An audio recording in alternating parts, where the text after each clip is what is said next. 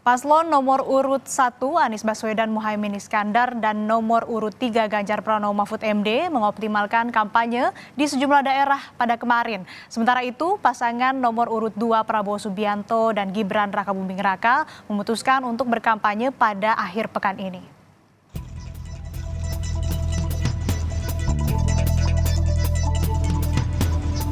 Masa kampanye hari ketiga, paslon Capres-Cawapres kian sibuk. Seperti calon presiden nomor urut 1, Anies Baswedan, menghadiri musyawarah besar Persatuan Gereja-Gereja Pantekosta Indonesia di Gereja Bethel Indonesia Mawar Saron di Kelapa Gading, Jakarta Utara pada Kamis siang. Dalam kesempatan ini, Anies menyebut akan membawa semangat kerukunan umat beragama ke seluruh Indonesia jika dirinya terpilih memimpin Indonesia. Anies juga bilang keberhasilannya menjaga kerukunan umat beragama selama memimpin Jakarta akan dilanjutkan jika ia terpilih jadi presiden. Selama kami bertugas di Jakarta, prinsip yang dipegang adalah prinsip keadilan, kesetaraan. Semua fasilitas yang disiapkan setara untuk semua. Lalu juga terkait dengan perayaan hari-hari besar, di mana semua diberikan kesetaraan kesempatan. Dan ini juga semangat yang kami akan bawa ke tingkat nasional supaya kerukunan, kedamaian itu ditopang dengan adanya rasa keadilan.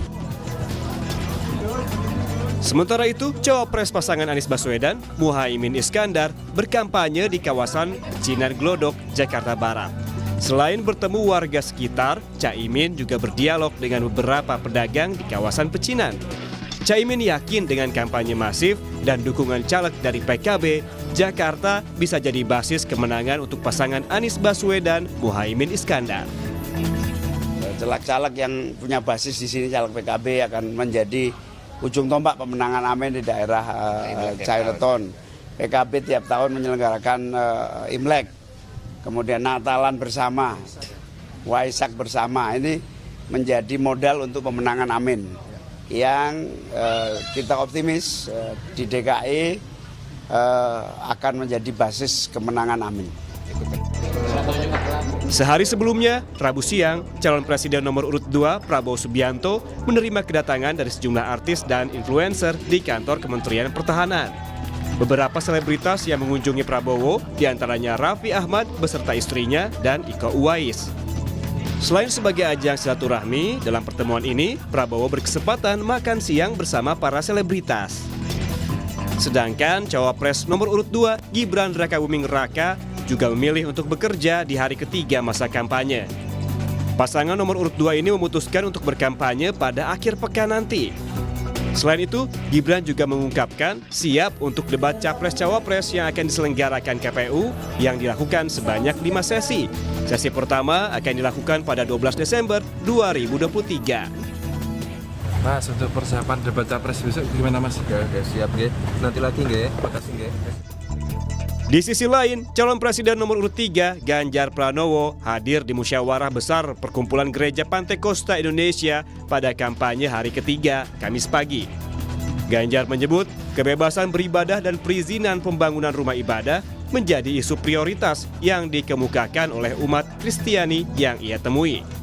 Mantan Gubernur Jawa Tengah ini berkomitmen akan mencarikan solusi dua hal tersebut. Pertama, tentang kebebasan beribadah dan mendirikan rumah ibadah. Tentu ini penting menjadi catatan kita agar kita carikan solusi. Prinsipnya harusnya dipermudah, tidak boleh ada yang mempersulit. Karena sila pertama kita, ketuhanan yang Maha Esa itu menjamin kepada kita semua untuk beribadah. Dan orang diberikan kebebasan itu. Maka cerita rumah ibadah itu harus segera diselesaikan.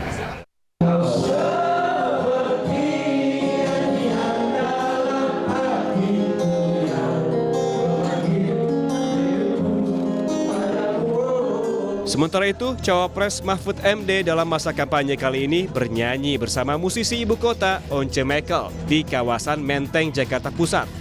Selain bernyanyi, Mahfud juga melakukan aktivitas tenis meja. Kegiatan ini dilakukan seusai menghadiri deklarasi relawan muda yang menamakan diri Sahabat Mahfud. Kampanye memang baru memasuki masa awal, namun adu strategi dalam menarik simpati publik mulai tampak di permukaan. Meski demikian, yang paling penting adalah bagaimana para paslon dan partai peserta pemilu dapat berkomitmen menciptakan pemilu yang damai, tertib, dan taat hukum. Tim Liputan, Kompas TV.